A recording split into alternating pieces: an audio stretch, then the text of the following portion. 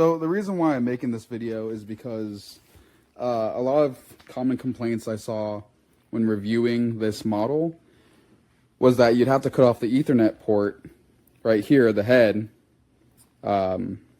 just because the old version didn't come with this kit on the bottom of it, right?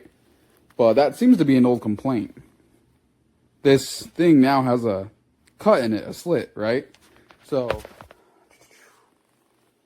if you put the head on first, right? Put the head on first, and then you put the rubber gasket on, right?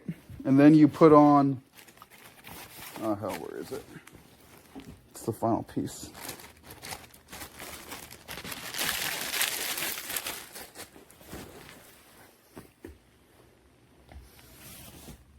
No, I just had it.